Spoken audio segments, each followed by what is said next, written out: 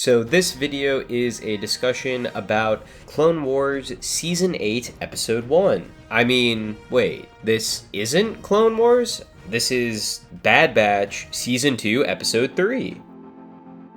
Well, Season 2 of Bad Batch is out, and while Episodes 1 and 2 were fun enough, I thought Episode 3 was a standout for the series as a whole. It's titled The Solitary Clone, which can be applied multiple ways in the episode, but more on that later. First, the episode begins on a cool new planet, Desix. The whole planet has a red or orange hue to it, and the part we see is actually a walled city surrounded by terraced farming villages. The music sets the scene perfectly, and we watch a new Imperial governor arrive trying to assert authority over the system. But wait, because a new character, Tawny Ames, seemingly a local of the planet, has already claimed the title of governor, and also seems to have support from the people living there. I thought this was an interesting idea. What we're seeing play out is actually kind of complicated. You see, during the Clone Wars, many planets and systems separated from the Republic. That was the whole point of the war.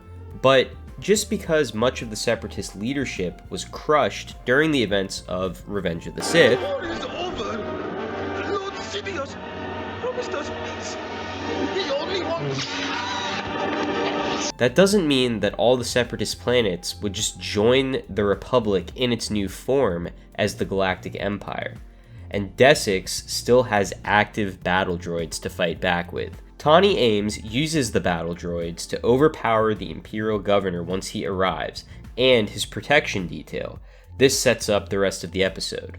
We cut to Crosshair living on an Imperial base. You get the sense his existence is mundane, boring, lacking any excitement or companionship. I thought the sound design actually did a lot here to kind of set the mood, with the most consistent sound being heard is actually the dull hum of like the base's air system or ventilation. When Crosshair tries to sit near other clones in the mess or lunch hall, they actually move to avoid him. So one could say he's the solitary clone. I think his lack of any meaningful connections affects him more than even he consciously realizes. It's clear that he's not happy, but I don't think even he can quite place his finger on why. But anywho, Crosshair is assigned to be part of the mission to go pacify Desix. The first person to brief him on the mission is Rampart. Kind of a side note here, after the first 2 episodes of the season of Bad Batch, I was curious to see if it would be addressed that Rampart now seemingly knows that the Bad Batch isn't dead, and how that would affect Crosshair's standing in the Empire.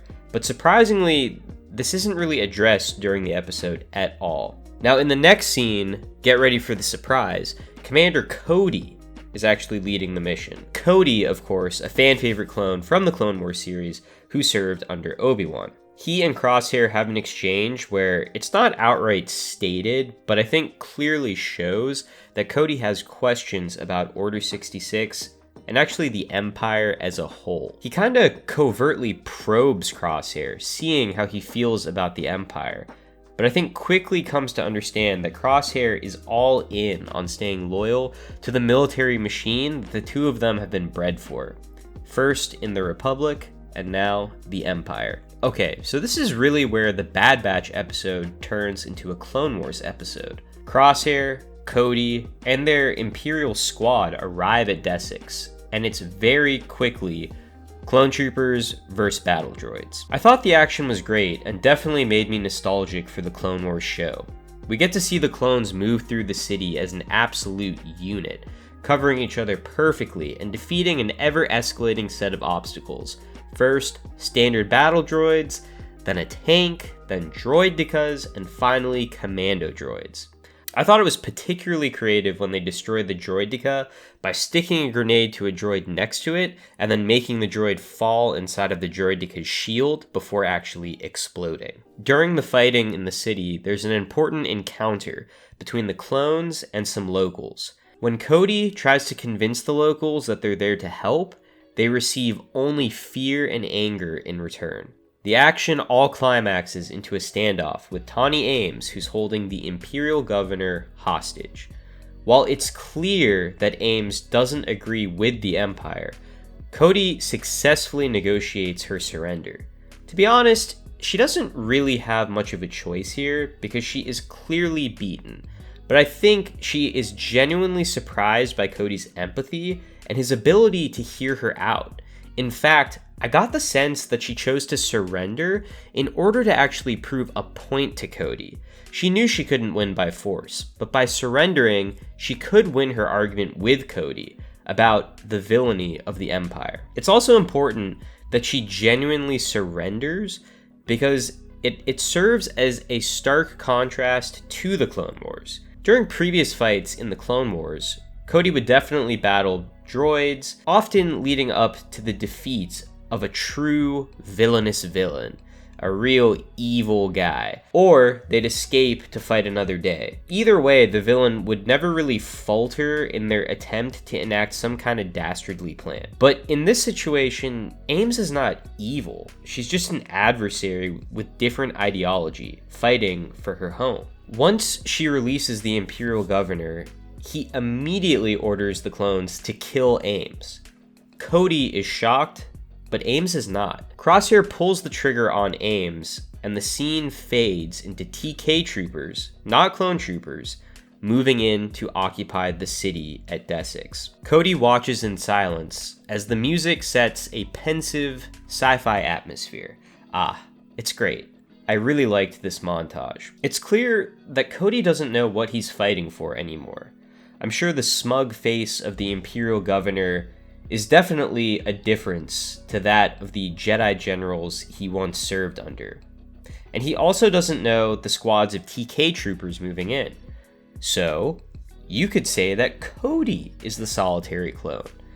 While it's definitely a theme of the series, I think this episode really pushes hard that all clones are being phased out. And you can actually really argue that all the clones are the solitary clone.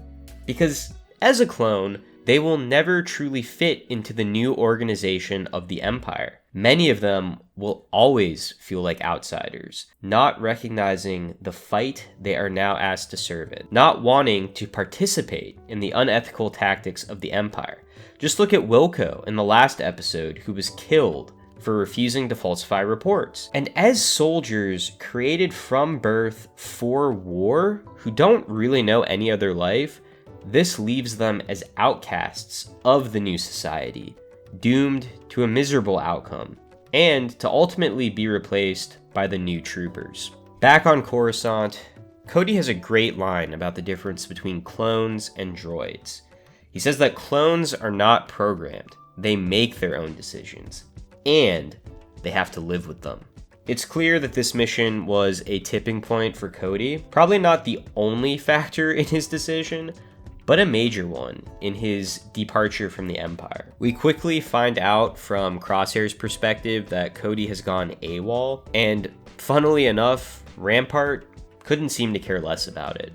Overall, I thought this was a great episode. Not only did it make me nostalgic for the Clone Wars, but I think the episode had a lot of great cinematography, art style, and animation. I do think the overall feel or vibe of the episode actually reminded me quite a bit of Dave Filoni's Ahsoka episode in The Mandalorian. Something about the way the scenes were constructed, the use of sound, and the action. But yeah, so many of the shots in this episode look like a poster, and the animation just keeps getting better and better with this show. I thought Bad Batch Season 2, Episode 3, The Solitary Clone, was great.